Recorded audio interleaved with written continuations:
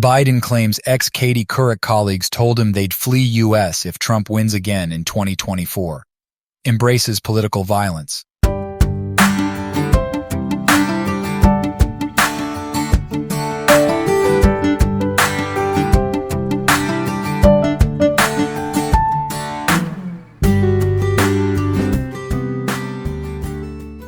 President Biden claimed Thursday that two of Katie Couric's former colleagues told him that they'll flee the country if Donald Trump returns to the White House next year, after claiming Wednesday that 9 heads of state told him that my democracy is at stake if the other guy wins. Two of your former colleagues, not at the same network, personally told me if he wins, they will have to leave the country because he's threatened to put them in jail, Biden told Couric, who was in his audience for a high-dollar Silicon Valley re-election fundraiser, according to a pool report. Couric, 67, has worked for NBC, ABC, CBS, and CNN, in addition to Yahoo, leaving many options for journalists Biden may have spoken with, though the president has given far fewer interviews than his recent predecessors.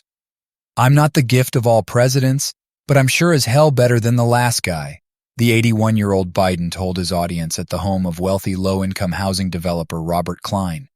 He embraces political violence. No president since the Civil War has done that. Embrace it. Encourage it. Biden went on, referring to the January 6, 2021, riot in which thousands of Trump supporters stormed the Capitol to disrupt certification of Biden's victory in the Electoral College.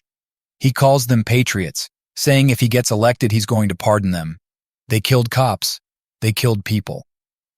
Trump, 77, is expected to face Biden in a rematch in November after winning early voting Republican primary states by wide margins. He's expected to trounce his final major party rival, former South Carolina Governor Nikki Haley, in the Saturday primary in her home state.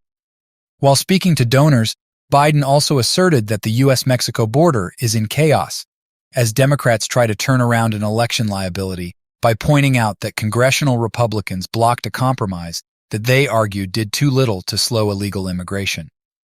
The border is in chaos.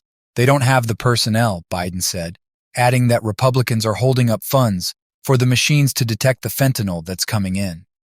Republicans have for years hammered Biden on the border, pointing to record-high illegal crossings and mounting deaths from fentanyl, a potent synthetic opioid that can kill in extremely small doses. More than 200,000 Americans have died from largely China-sourced fentanyl since Biden took office, as the compound is increasingly cut into non-opioid drugs, such as cocaine and counterfeit prescriptions. Meanwhile, December set a record with more than 302,000 people arrested for illegally entering the U.S. from Mexico, equivalent to the populations of Pittsburgh or Newark.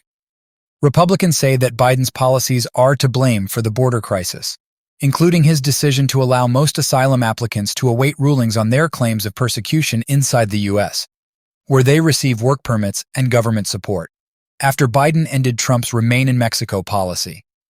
A record of nearly 2.5 million people, almost as many people as live in Chicago, were apprehended after illegally crossing the U.S.-Mexico border in fiscal 2023, which ended September 30th, in addition to an estimated 670,000 gotaways who evaded authorities. Fiscal 2022 previously set a record of nearly 2.4 million apprehensions, up from 1.7 million in fiscal 2021, which at the time had been considered by Republicans a crisis.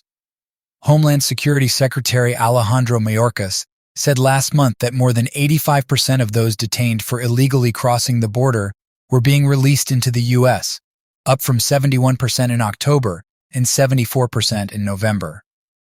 The House of Representatives impeached Mayorkas on February 13th for allegedly failing to enforce the country's laws and for allegedly misrepresenting the degree of border security in congressional testimony. His Senate trial has not yet been scheduled. Make sure to subscribe and leave a comment to help us out.